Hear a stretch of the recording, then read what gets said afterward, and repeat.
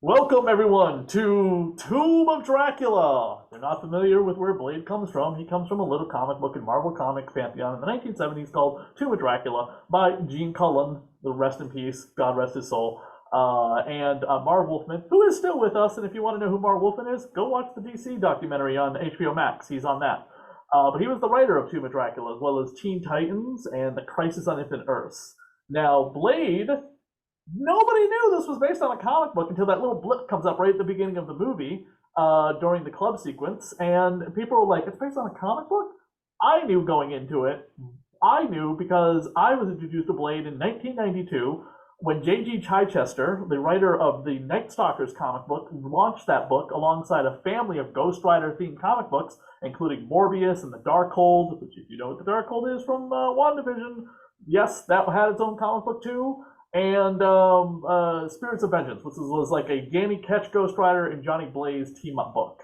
And Blade, that's how I found out who Blade was. Then, in 1996, there was a little cartoon on the Fox network, I don't know if Katie watched it, called Spider-Man the Animated Series, in which Blade appeared for 5 episodes of a Spider-Man cartoon with an energy sword.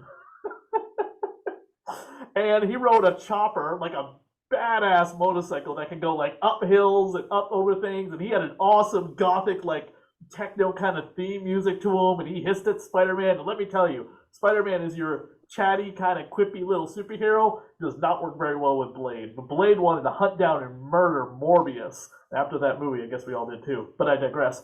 And characters from the Spider-Man animated series actually influenced this film. One in particular was Whistler. Whistler was not a character in the comic books. It was a guy called the Jazzman who helped raise Blade and teach him to hone his skills to become a vampire. In fact, all of the vampire stuff about Blade, him being, half human and the serum, that comes from the Spider-Man animated series. Blade was just a guy whose mother was killed in like Whitechapel area because she was a prostitute by Deacon Frost, who was like an old man that kind of looked like Jack Palance, by the way. He didn't look like the hot pretty boy in this movie, who, if you go to Rhode Island Comic Con, you can meet Brad Dorf. Best tweet Steven. ever for, I'm sorry? Steven Dorf. Steven Dorf, I'm sorry, Steven Dorf, wrong Dorf. That's the Chucky guy, the other one's the vampire. Steven Dorf, who was also in The Gate, which is a great, fun movie I absolutely adore as well.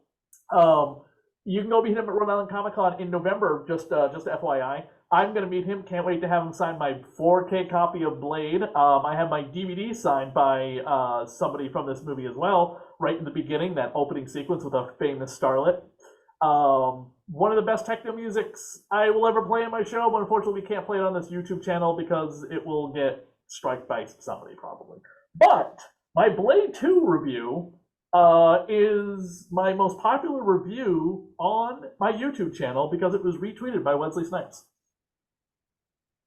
years ago. It has 118,000 views on it, so it's Oh, yeah, it was that was a big deal by Wesley Snipes to have that retweeted and liked by him. So that was really awesome. Have I ever had him on the show? No. Would I like to? Yes. Will I ask Steven Dorff when I meet him? Absolutely. Deacon Frost in this movie. This was definitely also heavily influenced by the Spike of the time, because Spike was, had a season on Buffy or two, and you can see the influences there. But again, a lot of the machinations from this movie come from the Spider-Man animated series, which is it's very funny to think about. The serum, Whistler, things like that. Deacon Frost is not mentioned. You just kind of see leaving the window of Blade's mom's house. Blade's mom is still alive, but she's eventually turned into a vampire, and she becomes the queen of the vampires on the Spider-Man show. And Morbius, Blade, and Black Cat eventually team up to try and take down her and her vampire Pantheon army, which is interesting. They gave her like gray skin, which is kind of weird. But they make Blade look like just your typical, pretty much badass biker guy with the spikes on his jacket, and they do really good. They do a really good job with the palette of his skin too to make him look black too. So I give him all the credit. He talks with a rather unusual kind of tone, but I really enjoy it. So we're here to talk about Blade from 1998. I saw it in theaters that summer it came out. Did you see it the summer it came out? I believe I did. Yeah, in '98, I believe I did see it the summer it came out. Cool. This, by the way, is the current issue of the Blade comic book series. This cover is by Bill Sienkiewicz. If you are not familiar with who he is, look it up. Blade also has a daughter right now. Her name is Bloodline. She is Blade's daughter with a woman named Saffron, who is his on-again, off-again love interest. I think she's been killed off and brought back due to a wipe-out continuity once in a while. But yeah, Blade has a daughter now. We'll see what they do with that one day. So, I mean, regarding the film Blade, I think that Wesley Snipes, uh, he is just the quintessential actor to play Blade. I loved his cameo in What We Do in the Shadows when they had all the different vampires in that, and the fact that he kind of did like a little Zoom kind of entrance in that. Just again, chef's kiss. So that to me made the entire episode when he did that. That was just absolutely brilliant. But he single-handedly, Blade saved the Marvel universe. Like with Blade in 98, that made Marvel then have the guts to like go and do other superhero films. Like that then led to like the Spider-Man, the Avengers, all that stuff. So kudos to Blade, snaps to him. But this film, I think, is definitely one. It's a very much a time capsule film, especially with the beginning and the music. But it's also just a fantastic vampire film. I mean, it's got one of the best beginnings of a film ever. Anyone who has seen this film, you know what it is. You've got the music. It's in a club. People don't. The guy who's there, that willing victim, as you may, victim to Tracy Lord's Raquel. Yes, Tracy Lords. That's that. Yeah, yes. I didn't know. And I met her, and she is oh my god. I didn't know her name was Raquel, but Tracy Lords, absolutely amazing. There's the human in. You see everyone dancing. You see the flashing lights. Since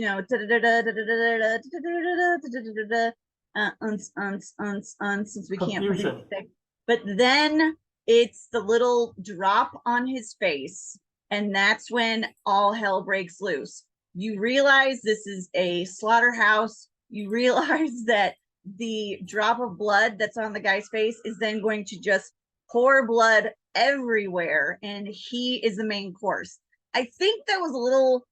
The only thing with that is that as far as I can recall, he's the only human maybe there. Maybe there are a few others because they're with Donald Logue. But he seems like the main course for all of the vampires which are there, which there's at least 50. So that seems like they wouldn't have gotten that much of a taste. However, you see that, this is not going well for that guy. And then there's the intro to Blade, which is Wesley Snipes. He then takes his sword, is cutting up everybody, cuts off Donald Logue's arm. Raquel, bye-bye Tracy Lords, which again, that was like the Drew Barrymore of 98, because it's like, wait, what? You just off Tracy Lords like within 5 minutes of the film? Okay, this is going to be interesting. And then, the human gets out covered in blood. And I've heard that they actually sued, and this is maybe false, but this is what I've heard, because of what was used in the blood, whether it was some sort of, usually I think it's like corn syrup and dye, whatever was used in the making of the blood, actually I think gave all the actors who played the vampires acne. And then and they had a bad rash or acne. So then when they were trying to get other films, or supposed to be filming other things, it didn't work. So I think a number of them sued the studio. Don't quote me on that though. That's just what I recall from like years ago. So I'd have to look that up. But honestly, that is something that I recall happening. But with the opening like that for Blade, it's like this is going to be a movie that no one's ever seen before. And it is. I mean, he walks in the day, he kind of drinks blood, but he doesn't. He's a vampire, yet he's not. He has a super strength. He has the blood that the vampires want. Then you have Stephen Dorff, who I've met, and he is amazing, and he is fantastic. I actually talked to him about another film completely not about Blade or anything like that, but I highly recommend seeing him if you're at a con.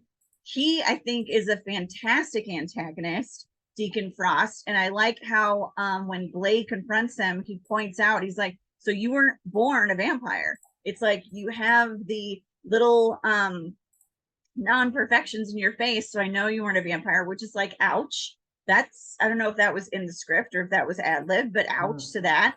And the fact that Deacon, you know, wants to be the head of all the vampires. I mean, you've got crazy kills. You've got Donald Logue, who loses his arm not once but twice in this movie.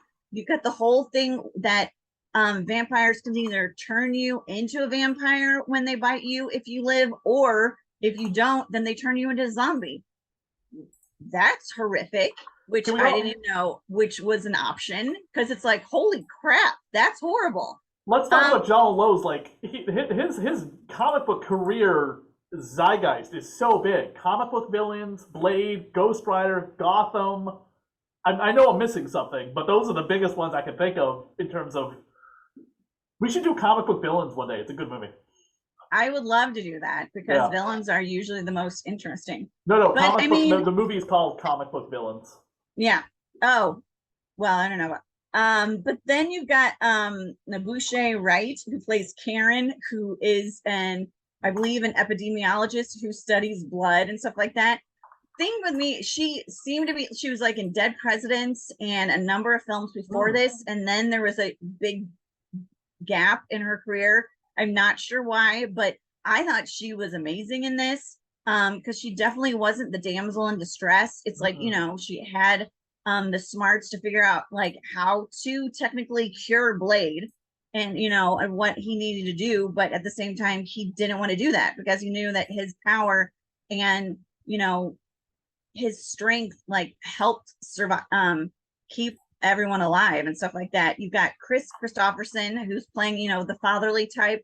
Then you've got Sanaa Lathan, who, that, when you find out who she is, and it's also kind of creepy since they have played like husband and wife in a different film, and you find out she's like Blade's mom and stuff. But I just love everything about this film. I think the production design is great. I think the music is fantastic. I liked the story writing. I love the action. I thought the direction was good by Stephen Norrington. And I'm trying to think there's anyone I've missed. Udo Kier. I mean, he's absolutely fantastic. Always playing, you know, jerk off character, even though it's small, it's someone that you'll not forget. And that's the whole thing, like the League of the Ancient Vampires, that they take all their power and blood to put into Stephen Dorf, who I think, you know, even with the CGI that was done at that time, it somewhat stands up well, especially with the vampires like blowing up, and the practical effects of that nasty vampire that's very Nosferatu, that just soaked in oil and stuff, that gets the UV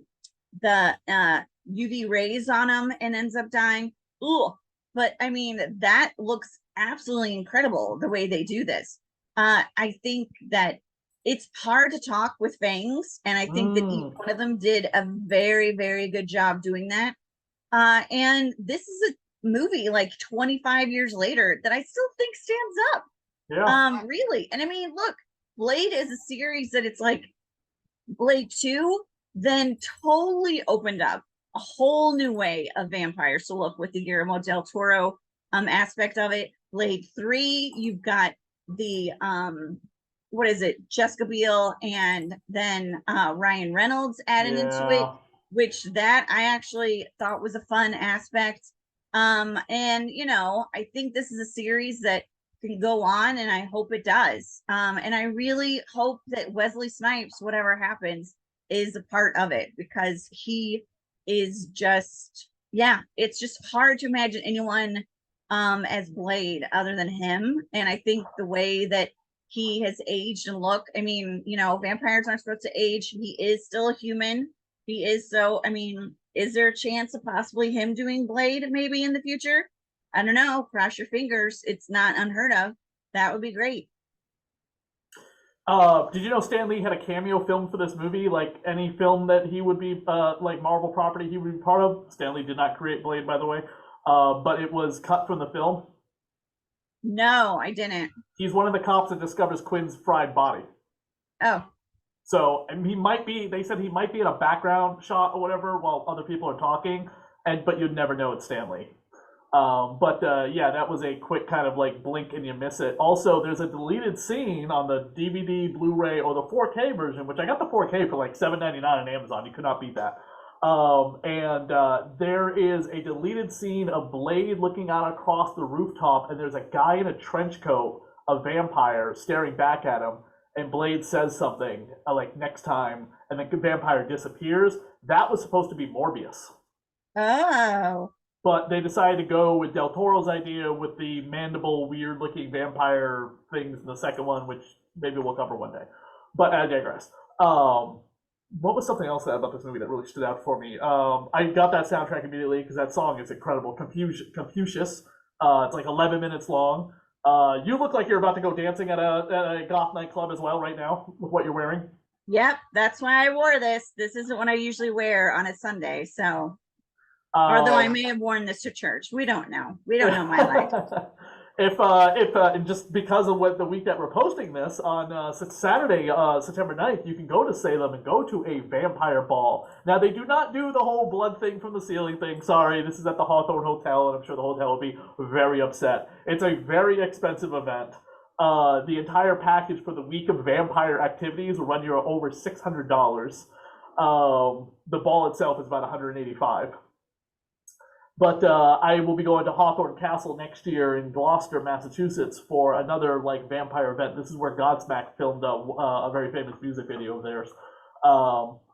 They actually recreated the blood scene at a New York Comic Con event. You could sign up for it at New York Comic Con and go to a club afterwards, and they did the blood shower thing. But there was like a bunch of stuff you had to sign and pay for to do it too, probably because of the the staining and things like that. They did not want to be sued. So if you wanted to participate, by all means participate. This is probably just like the thing with like, having people, by the way, they would show Blade afterwards, or before. I think they show Blade before, because you don't want to sit there in sticky blood for an hour or 2 hours watching a movie. Yeah. But yeah, this was a New York Comic Con thing a few years ago. It was definitely before the pandemic. I don't know if they'll ever do that again. I haven't heard anything about it happening this year, but maybe it's a surprise event coming up at New York Comic Con, which is coming up in October. But I digress. This also had a toy line, which was very funny. But this was the 90s, where things like RoboCop, Aliens, Predator, and Demolition Man all had toy lines for R-rated movies that were geared toward children. But yeah, there's a Blade toy line out there if you want to go find it. Also, again, he had his action figure in the Spider-Man animated series. I digress. This is how I was introduced to Chris Christopherson. Probably a lot of people. Do you know what Marvel comic book character Wesley Snipes was trying desperately to get made, and the script was like heavy in the production and being rounded around by John Singleton? No. I might have it wrong. I'm almost positive it was John Singleton, but it was supposed to be Black Panther. But they couldn't get it off the ground, and Wesley Snipes dropped out of it to do Blade because Blade became available, and he was just like, all right, we're not getting this done. I mean, this is the same thing with something else that's happening, but you know what? You can't get one production done, move on to something else. And we never got that Black Panther movie. I'm almost positive it was John Singleton. But we got Blade instead, so, and that, boy, oh boy, that was a year after the debacle that was Batman and Robin. And the only other Marvel comic property to get a movie in 1998, I think, was Nick Fury, Agent of S.H.I.E.L.D., starring David Hasselhoff for the Fox network. Interesting. Yeah. So, and then a year later, and then 2 years later, of course, after this, because there would be no Marvel film in 99, 2 years later, we would get, of course, X-Men. But Blade came before X-Men, people. Just so you're aware. Yeah, X-Men did big, and it was obviously a more well-known comic book property, and Spider-Man the movie. But Blade was the thing that paved the way to get those done, because they looked at Blade and going, wow, $72 million on a budget that was like nothing? That's amazing. And then whatever it made worldwide. So that's right. Blade was the one that opened the door for everything Marvel, and everyone should remember that. I read everything that Blade was in after that. When Tomb and Dracula started coming out in the Essential books, there was these black and white kind of once upon a time, people, there was this thing called a phone book, and we refer to a giant collection of comic books like this as a phone book. This is a Superman collection. But anyway, I digress. It was called The Essential Tomb of Dracula, and it was reprinted in black and white, so it was much cheaper. It was like $14.99, and you got 20 comic books because they weren't in color reprinted, so there was a lot less cost to reprint those issues. And I got every single one of them, and I got the first 2 volumes signed by Gene before he passed away, and I got the first volume signed by Marv Wolfman when I met him at a Comic-Con a few years ago. And Marv Wolfman, who came on my radio show, the creator of Blade, talked about, to this day, as far as he is being as honest as I believe him to be, he has never seen a version of Dracula because he never wanted to influence his writing on Tomb of Dracula. And he'd only ever read the novel or seen at least seen the Bela Lugosi film.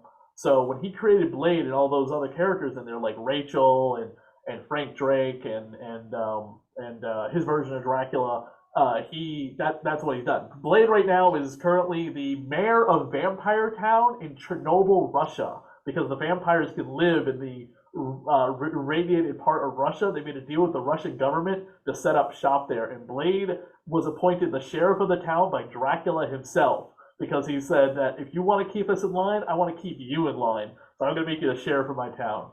And he's also the go-to guy for the event. He was actually, well, funny enough, he was on the Avengers comic book for quite a number of issues, because Doctor Strange had to bow out and do something else, but he recommended to Captain America to have Blade join the Avengers. So that was pretty cool. But that actually, I would not mind watching a series called Blade in Vampire Town.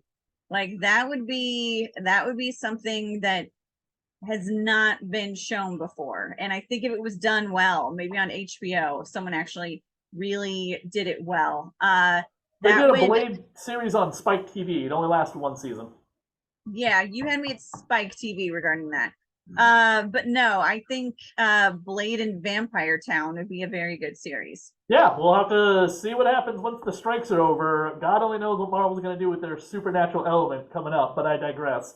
Go pick up the newest issue of Blade. This is, by the way, covered by Bill Sakanovich. If you don't know who he is, he's an amazing painted gothic artist. Worked on a multiple of different characters, but I definitely had to pick up that cover just because he came on my show. Check out my review commentary for Blade and Blade 2. I don't have anything on Blade 3, but yeah, my Blade 2 commentary is right at the top of my channel with 118,000 views, thanks to Wesley Snipes.